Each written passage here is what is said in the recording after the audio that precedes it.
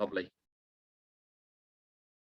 Hello and welcome to the ME7 podcast. Tonight we welcome on a man that had one of the best centre-half partnerships I think I've ever seen at the football club with Simon King, and firmly kept Grant Holt in their pocket at that sunny day in Wembley in 2009.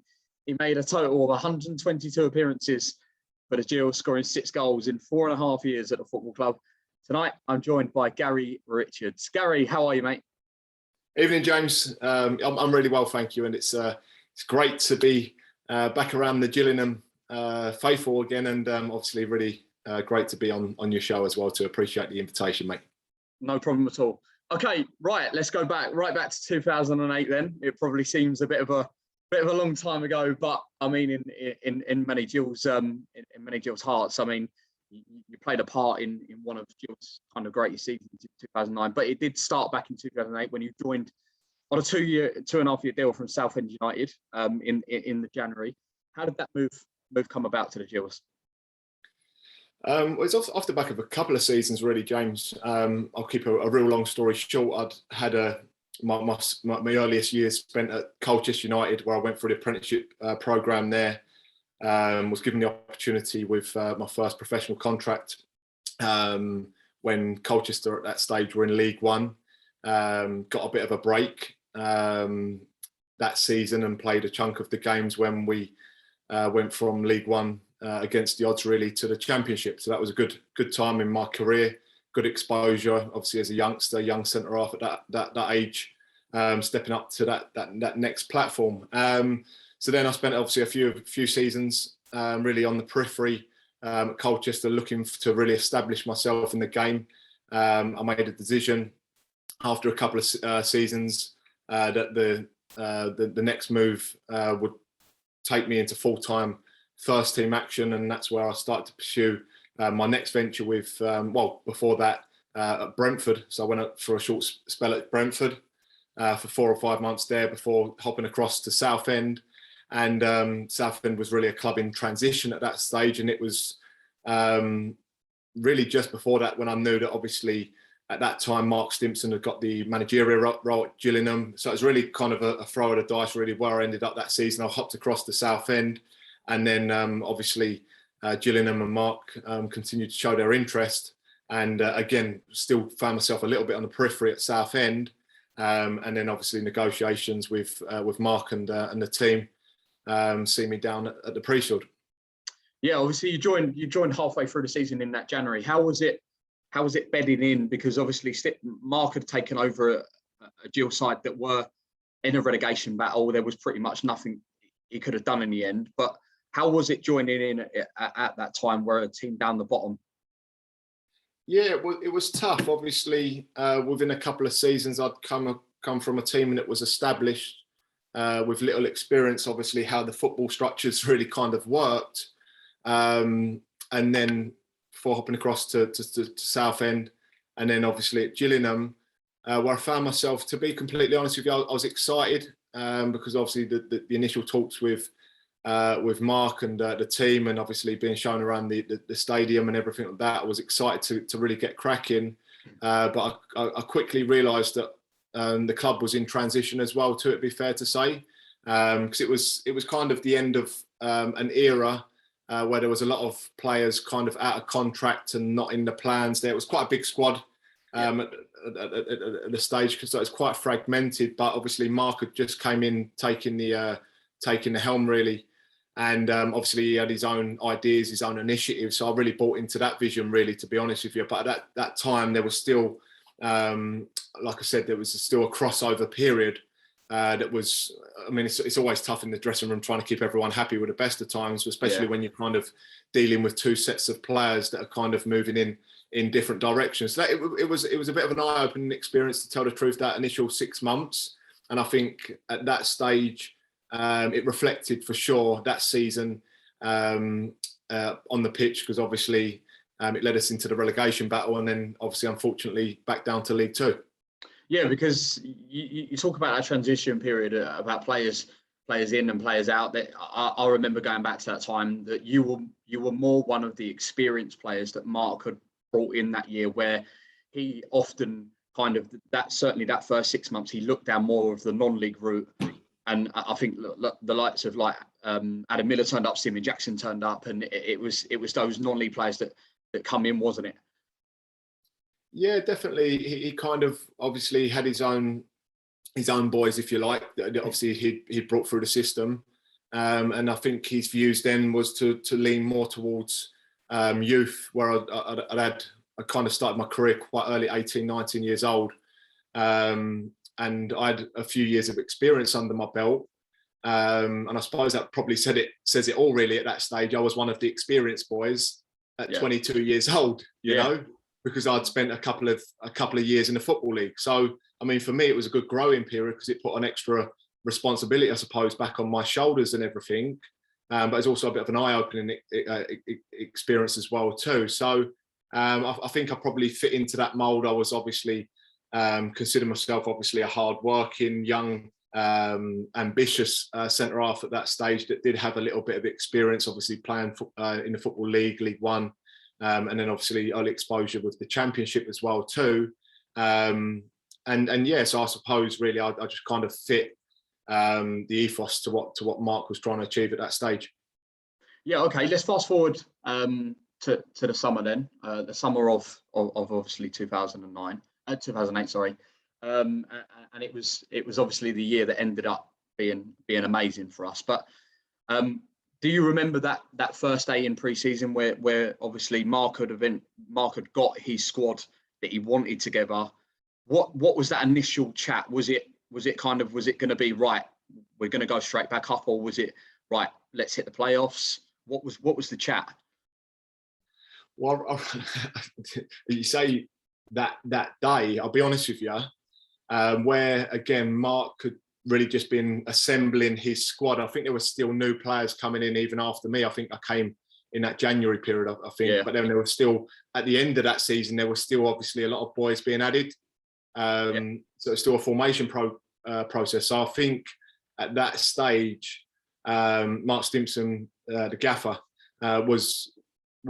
he used that summer really wisely, to tell the truth. Although it was obviously a bit of a inconvenience to yourself at that stage. It's not kind of what you expect. You expect to obviously be away from the football club and everything like that. But in actual fact, we spent a lot of time back in the football club. I remember he had us in a couple of days a week. It was optional because obviously it was. It has to be because obviously we have to be given kind of a period off. But the chat at the end of that season was to say, look, the building starts now for next season. Here's what we've got planned for the summer.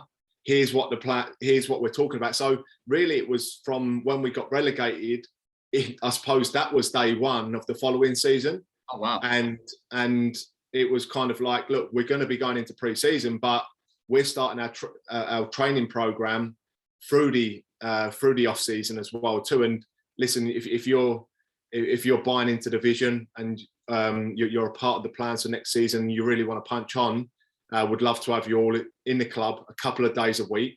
We'll keep you ticking over when you do go on holidays, because obviously everyone does have their holidays as well too. But I'd really like to get as many of the boys as we can together a couple of days a week around your own holiday. So it kind of never stopped at the end of that season, to be honest with you.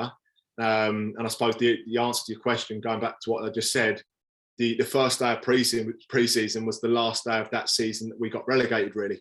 Oh, wow. And do you think that almost then gave us an edge? Because obviously the boys had put so much hard work into that summer that obviously teams were having time off while the boys were in working hard.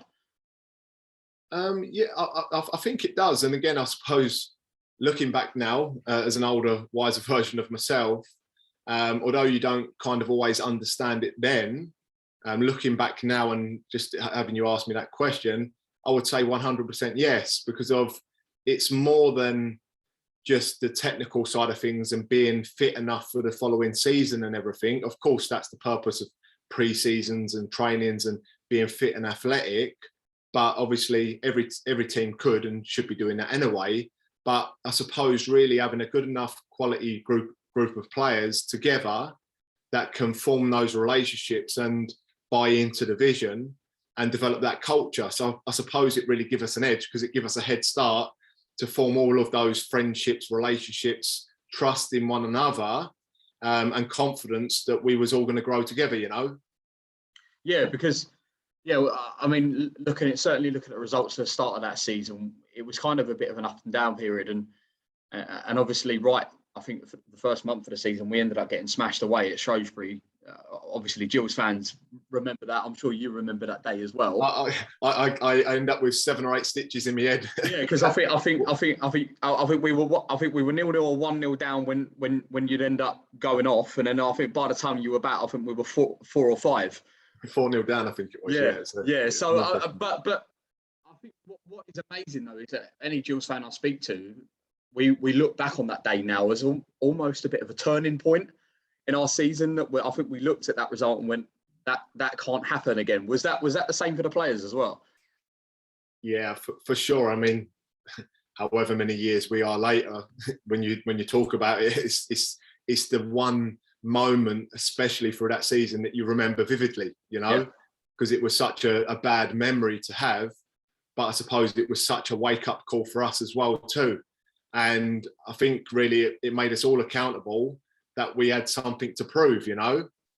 And then I think the way that the season ended up panning that year, it almost the whispers started, I think, even from the media and stuff like that, we could end up with it looked more and more likely we was going to make the playoffs. And then imagine that we would end up with Shrewsbury in the final. So it was kind of already, it was the picture that was already being built, and we was, I think, fully geared up for that, you know. Yeah, definitely. I mean, looking back for that season, we had amazing moments, and obviously one being Aston Villa in the FA Cup. I mean, live on ITV, they were Premier League at the time. It was a rocking Priestfield as well. What was that day like as a player as well? You've asked me the wrong question there. Yeah, I actually I got banned. I remember you not being involved, but in terms of, I remember in terms of bit like was it for you? Was it kind of a bittersweet moment? It was a real bittersweet moment because it was my second bite at the cherry, to be honest with you. Because of I'd been sent off a couple of times in my career up until that date. The first being Huddersfield away, and I missed Chelsea in the 5th round of the FA Cup at Stamford Bridge when I was at Colchester. Yeah. And then I got a call for, I don't know if you remember, obviously we was tussling out that season with Brentford. And we got ourselves in a bit of an altercation when one of their boys got himself sent off for a challenge on Kingy, and obviously him being my wingman, I got myself involved a little bit, and it was one that then came, I think they made an appeal to check video footage and stuff like that, and I ended up getting banned for a couple of matches. So I remember sitting there in the stands feeling very sorry for myself, but at the same time I remember the atmosphere. I remember the likes of Stuart Lewis going left back against Ashley Young that afternoon. And there were so many, I just remember there being so many individual outstanding performances. And to be honest with you, it was one of those, after 60 minutes, we could have been 2 or 3 out of sight, really, you know. And the longer the game went on, you just kind of knew that something would fall to them, and they would bury it. And it was an amazing day for all the boys. And it was one of those that I wish I could have been out there, but I was really proud of them as well too. Yeah, do you think that almost, looking back at the result, do you think that almost gave us an even more of an edge to then go and be successful that season?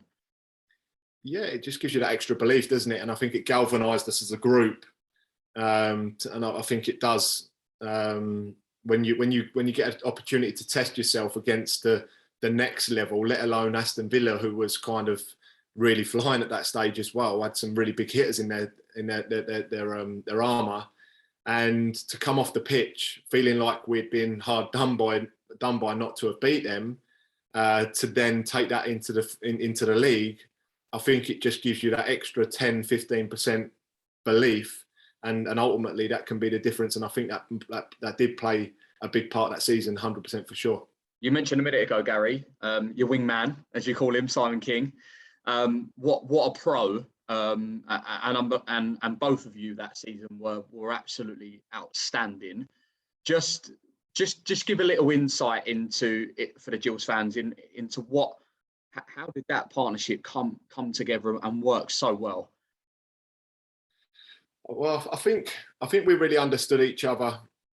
I think we had different strengths, to be honest with you, to each other that kind of brought us a little bit of extra balance. And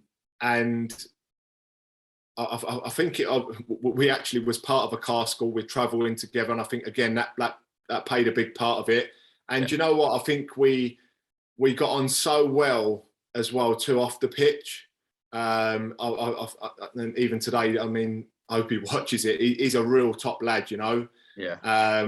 He was a real grafter, and I think he got the appreciation and the support from the fans for that, and rightly so. And obviously, he was a fantastic footballer. So I think there was such a respect between us that we almost felt like we was going to let each other down.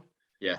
But I think we were such honest lads that if we ever kind of made a mistake, we kind of wanted to dig each other out of a hole as well too.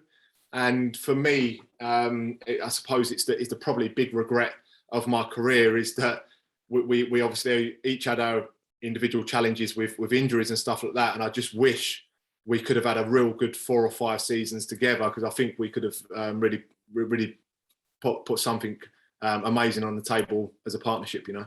Yeah, I think you could have. I think, but I honestly think, and I think a lot of Gills fans will probably back me here, that I don't think you would have done it at Gillingham Football Club. I think both of you probably would have ended up going to play higher. And do you feel that sense of feeling as well? Yeah, I think as a player, you've always got to kind of back yourself to get a run of games and work hard and get a little bit of the roll of the dice as well too. But at that stage, I think we bought into the vision that we could also take Gillingham back into League One and then progress on to the Championship. And I think obviously Simon started to get his own exposure and interest from outside of the football club, and again, rightly so. So yeah, 100%. I think if it was, if it wasn't at Gillingham, then I think we would have both loved to have test ourselves. I mean, I've got an early flavour in my career for that next level at the Championship. I would have loved to have had another bite of that cherry later on in my 20s to really use some of my earlier experience. Or otherwise be able to do that with Gillingham as well too. But I genuinely do believe that with a couple of seasons under our belt, we could have been really challenging at the top half of that League One table. But obviously it wasn't to be. I mean that season ended up in promotion. I mean, let's fast forward to the playoffs. We mentioned about getting revenge on Shrewsbury, and we did in the best possible way under the arch. Talk us through the semi-finals against Rochdale and that final. Talk about the experiences, the whole story. Just wrap up as much as you can of the playoffs in the best possible way in your story.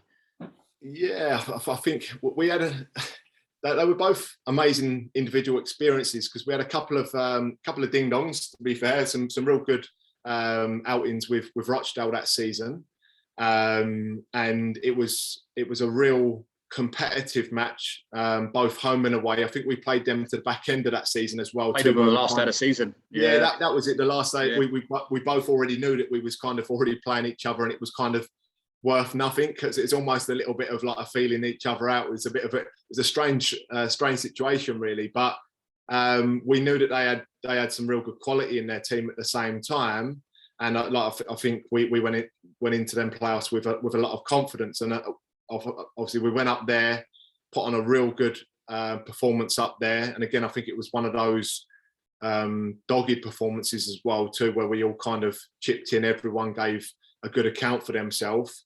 The atmosphere was amazing, and then obviously I think that energy that we was in it coming back to the Gills, and the fans were almost smelling Wembley, you know, could feel it themselves.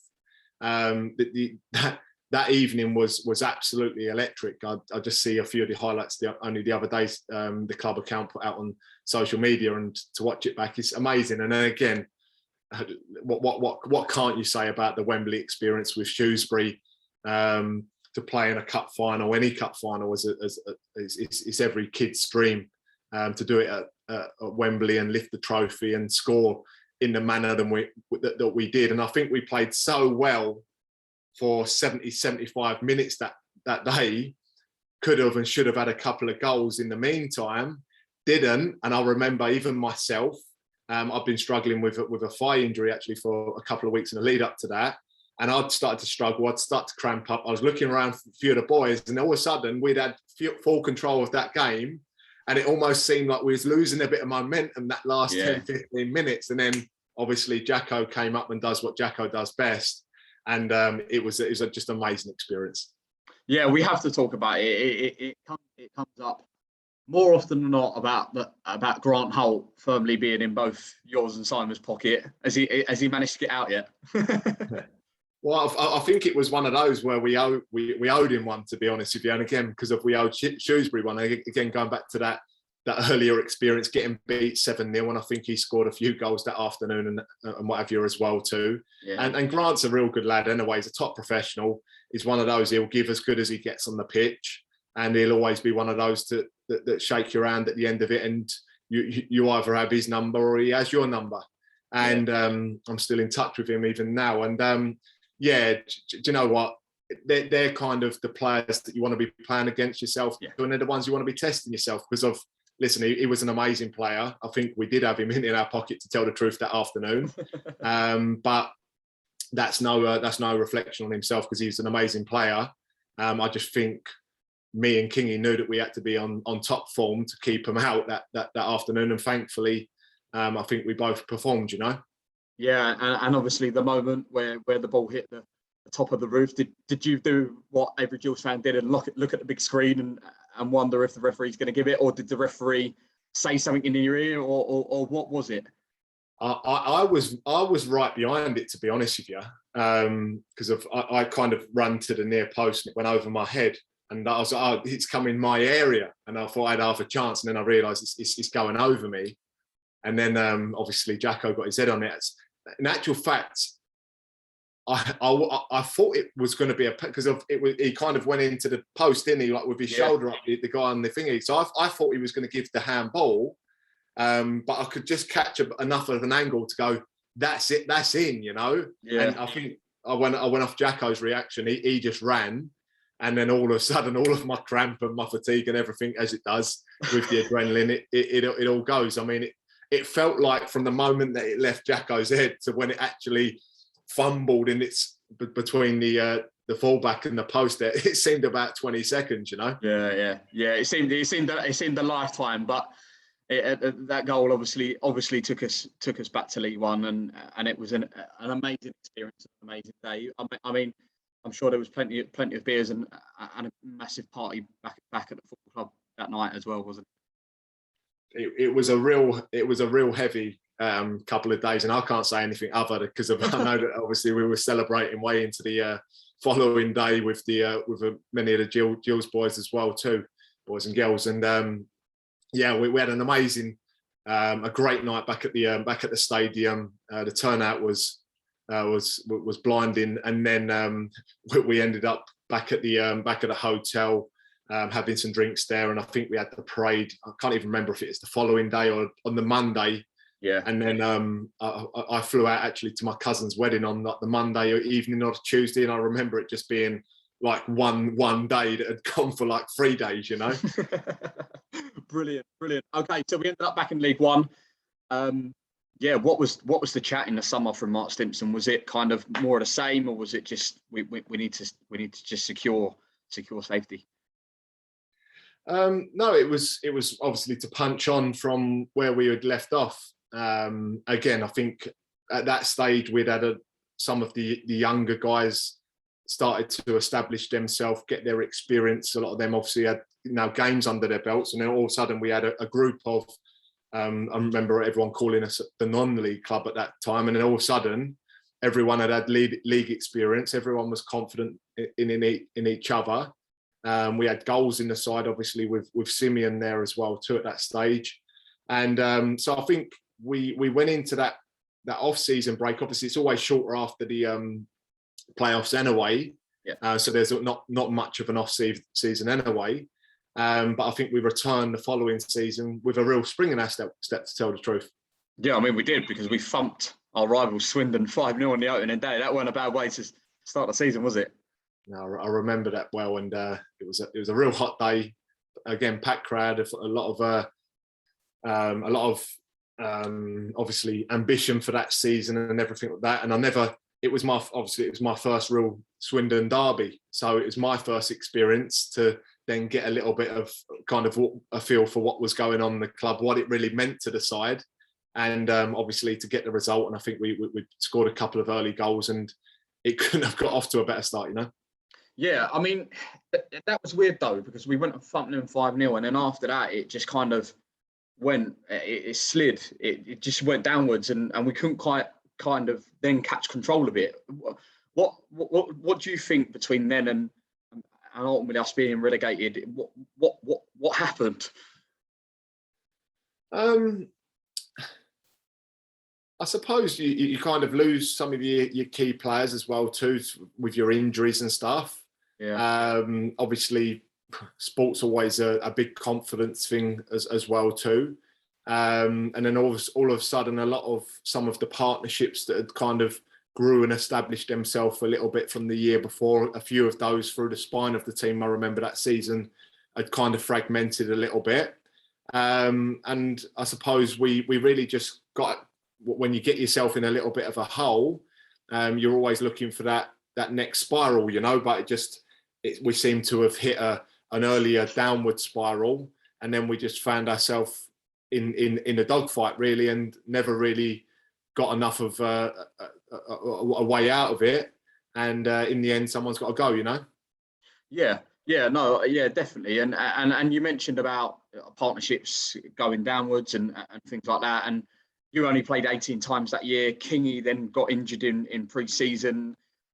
I feel certainly as a fan that year, the recruitment wasn't great. It was kind of players that had come in and played bit parts of different teams. Did you feel the same, that the kind of it just didn't feel like the dressing room was the same as the previous year?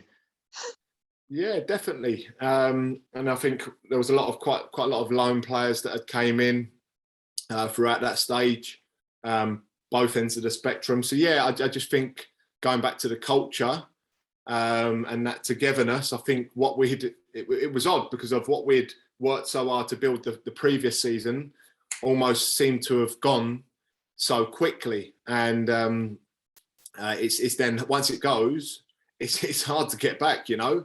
Yeah. And especially when you're dealing with lots of loans and temporary contracts and whatever, I think we were that season, and trying to fill the gaps over some of the injuries as well too. It's then hard. You're reliant on a lot of individuals, you know. Yeah, no. I mean, we've all spoken about enough about that day at Wickham and things like that. So we won't go over it, because I mean, we all know what happened. But for you, after playing 18 times that season, you did manage to secure yourself a deal in the July of 2010 under the new manager of Andy Heston-Tyler. How did that deal come about? What was the conversations with Andy?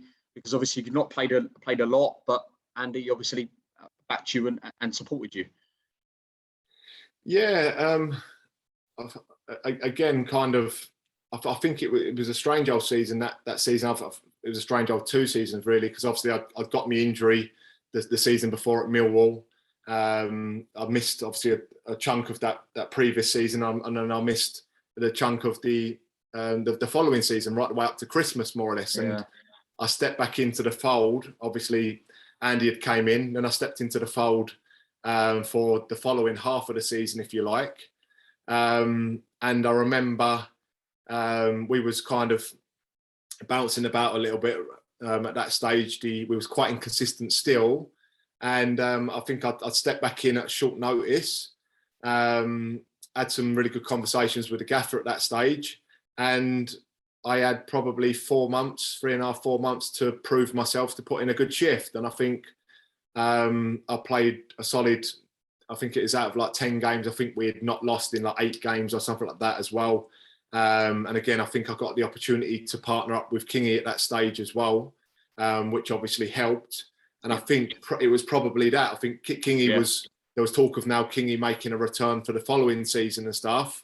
And I think probably Hesse see a little bit of what was there 2 seasons before that, with that partnership potentially being able to return. And I suppose I'll give a good enough account of myself in 4 months worth of action to say, for him to take a chance to go, do you know what, with a season under his belt and Kingy making a return, that could be a real good, solid partnership again. Yeah, I mean, and you had a promotion medal to back up your talks with the new manager as well. I mean, yeah. Fast forward to March 2012 when it all kind of abruptly ended. We were all there that night. I was there that night. It was a horrific challenge on you that ultimately ended your deal time and the career. It was upsetting to see because you were a great pro for us and a fantastic footballer. Just sum up as best you possibly can what in your feelings to it and what happened that night as well. Never actually spoke about this on a Gills platform, but listen, it was what it was. It was what a lot of other people saw and wrote in, and it was the same as the statement that I gave as well too, and that was, unfortunately, you never think it's going to happen. Another professional took my career that evening, you know, with an incident off the ball. Again, anyone who was watching the incident, the irony was a lot of people missed the incident because the ball was at the other end of the pitch, wasn't it? Yeah, no, we all saw it at the Rainham end. We saw it did to you. and that was the crazy thing about that evening. The only person on the pitch, players-wise, I think a lot of the Rainham fans had picked it up because they was behind me, so they was looking down the pitch and through me. And Paolo Casaniga was the only player that was actually behind me because I was the deepest player, ready to take a little bit of ground, ready for the goalkeeper to obviously launch it up the field. And he came running out, and unfortunately, he didn't speak a word of English. Obviously, I'd hit the deck. I was in agony. I didn't know till after that. Obviously, the referee had just booked. Obviously, the man in question. And after the game, they asked why he booked him. He said, "I had my back turned to it, but I heard a break, and I heard Gary scream. And I know from refereeing Gary many times over the years that he doesn't go down lightly. And I heard some of the screams from behind me."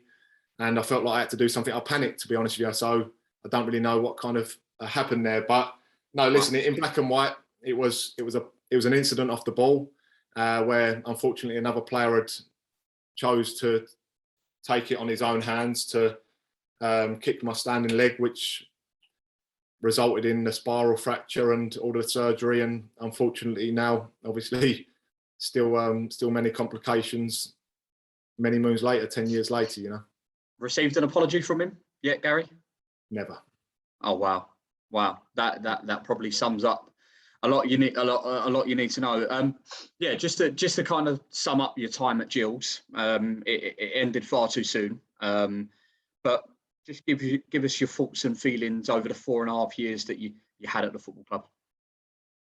Listen, like everyone, James, I'm always grateful for the opportunity to have played football, to have pursued my earliest ever passion. I mean, I'm always grateful to all of my employers to have given me an opportunity to wear the shirt. And obviously, in the end, a chunk of my career was spent at Gillingham, and there was some challenging times there, you know, but there was some real fond memories. And right up until till day dot and till the end, all of the Gillingham fans were nothing but supportive of me, and I'd always give a good, honest assessment of myself, game by game, and an overall pitch. And I believe that I gave my best that I had at that time to the Gillingham shirt, and I feel like I got the respect back from the fans as well too. And I suppose looking back now, is the only regret is that I couldn't have had another couple of seasons and really helped to make Gillingham the established League One club that I know it can be, that is fighting at the other end of the table, you know. So listen, nothing but real great memories, real great friends, really good people, and it's a club obviously that I'll always look out for. And obviously they're back where obviously you got them promoted from in League Two under Neil Harris. Just give us your thoughts as an ex-player ahead of the new campaign under Neil. Listen, I look at it with as much as Gillingham fans probably won't want me to say it. Is I look at it as excitement. You know, I see it as a fresh start. Sometimes you have to hit rock bottom before you obviously lift back up. And I think Gillingham now have bottomed out. I think they've got a real good man at the helm with Neil. Never had experience, obviously, with him in the manager side of things, but he was someone that I had some good tussles with, I can assure you. And again, a real good, honest character that I know from what I've seen of him, what I listened to him, the way that he tries to apply himself with his team. Listen, I think it's easy for me to say on the other side of the lens. I just think it's an exciting couple of years to look forward to. And I think all of the fans have really got to get behind the football club because of, I think, what we remember back then can just be around the corner again, you know? Yeah, very true. Okay, wonderful way to wrap it off. You've been listening to the ME7 podcast, and we've been joined by Gary Richards tonight, our promotion-winning defender from 2009. Thank you for listening.